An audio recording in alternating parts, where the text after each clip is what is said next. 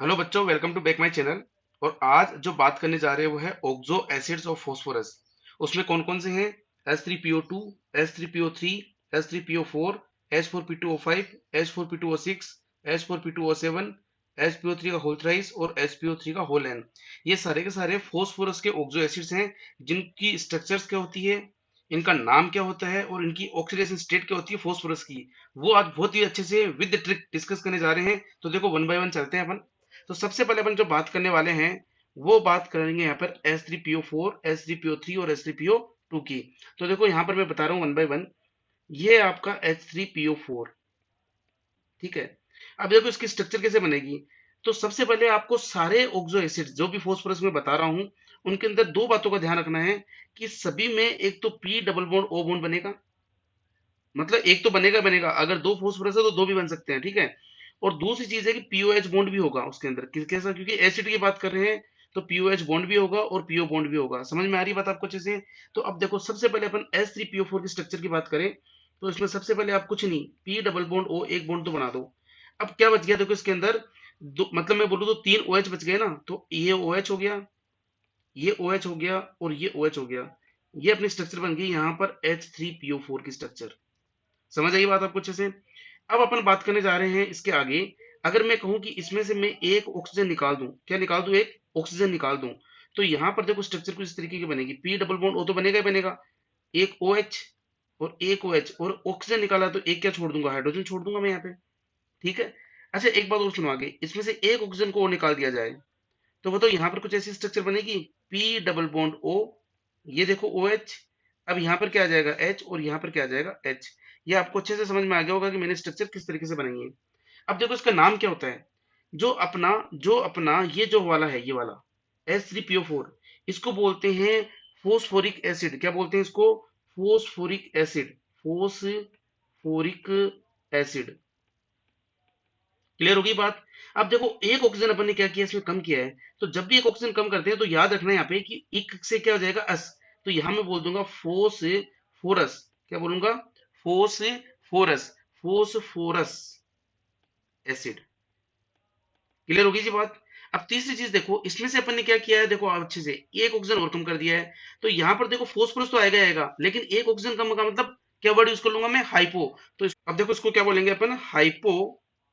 हाइपोफोस्फोरस। Phosphorus acid. समझ में आ गई बात सारी की सारी? मतलब याद रखने वाली बात क्या होगी जी, कि अगर यहाँ पर ये वाला स्ट्रक्चर है तो उसको बोला फोस्फोरिक, तो एक ऑक्सीजन कम कर दिया, क्या हो गया? फोस्फोरस। एक और कम कर दिया तो फोस्फोरस तो आएगा आएगा, साथ में क्या आ जाएगा? हाइपोर आ जाएगा। अब इनकी सबसे पहले अपन बात कर लेते हैं छोटी छोटी बातें क्या क्या है। अब अपन इसकी बात कर लेते हैं ऑक्सीजन स्टेट की। तो देखो यहाँ पर जो है इसकी ऑक्सीजन स्टेट होती है +5। कितनी होती है? +5। इसकी अब देखो, माइनस ऑक्सीजन मतलब दो कम हो गए माइनस के, तो इसकी कितनी हो जाएगी? +3। और इसकी कितनी हो जाएगी? +1। ये इनकी क्या होगी? ऑक्सीडेशन स्टेट हो गई। समझ में आ गई बात सारी की सारी? अब बात करते हैं इसके आगे की और एसिड्स की, वो क्या क्या है देखो, वन बाय वन चलते हैं। देखो, अब अपन बात करते हैं पायरोफोस्फोरिक एसिड की। किसकी? पायरोफोस्फोरिक एसिड की। तो अपन बात करेंगे सबसे पहले S3PO4 की। तो देखो, S3PO4 की अपन ने पूरी बातें डिस्कस कर ली है कि इसको क्या बोलते हैं? फोस्फोरिक एसिड बोलते हैं, ये बात करी थी अपन ने। तो अब देखो यहाँ पर ये फोस्फोरिक एसिड था। अगर इसके दो मॉलिक्यूल से, किसके? इसके दो मॉलिक्यूल से मैं -H2O कर दूं, तो देखो एक तो ये मॉलिक्यूल है, समझ में आई बात, और दूसरा वाला ये मॉलिक्यूल है। अगर इसके दो मॉलिक्यूल से -OH2 कर दिया जाए, मतलब जी मैं ये कह दूं कि यहां से ये H2 बाहर निकाल दिया मैंने। समझ में आई बात? अब जो बनने वाली जो स्ट्रक्चर होगी, जो इससे बनने वाली स्ट्रक्चर होगी, देखो इस तरीके से बनेगी वो। पी डबल बॉन्ड ओ, ये ऑक्सीजन, ये पी डबल बॉन्ड ओ, ठीक है जी।